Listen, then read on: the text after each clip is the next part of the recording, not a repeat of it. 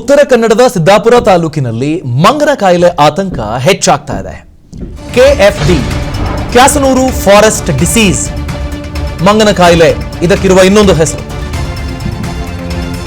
2 ದಿನದಲ್ಲಿ 10 ಪ್ರಕರಣಗಳು ಮಂಗನ ಕಾಯಿಲೆ ಪ್ರಕರಣಕ್ಕೆ ಸಂಬಂಧಪಟ್ಟಂತೆ ಪತ್ತೆಯಾಗಿದೆ.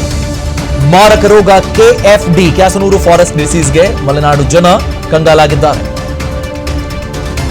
7 ಕೇಸ್ಗಳು ಜಿಡ್ಡಿಯಲ್ಲಿ, ಈಗ ಕೇಂದ್ರ ಅಲ್ಲಿನ ಪ್ರಾಥಮಿಕ ಆರೋಗ್ಯ ಕೇಂದ್ರ ಕೊರ್ಲಕೈ ಪ್ರಾಥಮಿಕ ಆರೋಗ್ಯ ಕೇಂದ್ರದ ವ್ಯಾಪ್ತಿಯ ಜಿಡ್ಡಿಯಲ್ಲಿ 7 ಕೇಸ್ಗಳು ದಾಖಲಾಗಿರೋದು.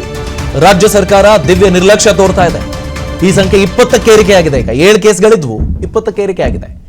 ಹೀಗಾಗಿ ಲಸಿಕೆ ಕಂಡು ಹಿಡಿದಿಲ್ಲ ಅಥವಾ ಲಸಿಕೆಗಳನ್ನು ಕೊಡ್ತಾ ಇಲ್ಲ, ಹೇಗೆ ನಮ್ಮನ್ನು ನಾವು ಕಾಪಾಡಿಕೊಳ್ಳೋದು ಅಂತ ಆರೋಗ್ಯ ಇಲಾಖೆಯ ವಿರುದ್ಧ, ನಿರ್ಲಕ್ಷ್ಯದ ವಿರುದ್ಧ ಅಲ್ಲಿನ ಜನ ಹಿಡಿಶಾಪ ಹಾಕ್ತಿದ್ದಾರೆ.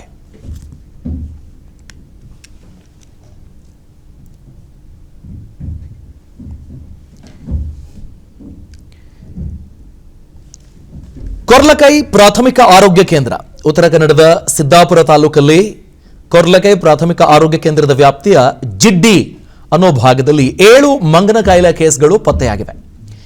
7 ಕೇಸ್ಗಳು ದಾಖಲಾದಾಗಲೇ ಎಚ್ಚೆತ್ತುಕೊಂಡಿದ್ದರೆ ಸಂಖ್ಯೆ ಹೆಚ್ಚಾಗೋದನ್ನು ತಡೆಯಬಹುದಾಗಿತ್ತು.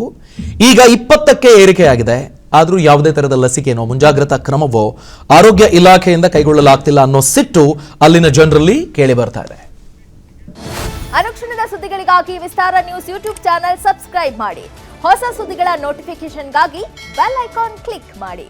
ಲೇಟೆಸ್ಟ್ ಅಪ್ಡೇಟ್ಸ್ಗಾಗಿ www.vistaranews.com ವೆಬ್ಸೈಟ್ಗೆ ವಿಸಿಟ್ ಮಾಡಿ. ಅಂಗೈಯಲ್ಲೇ ಜಗತ್ತಿನ ಸುದ್ದಿ ತಿಳಿಯಲು ವಿಸ್ತಾರ ನ್ಯೂಸ್ ಕನ್ನಡ ಆಪ್ ಡೌನ್ಲೋಡ್ ಮಾಡಿ.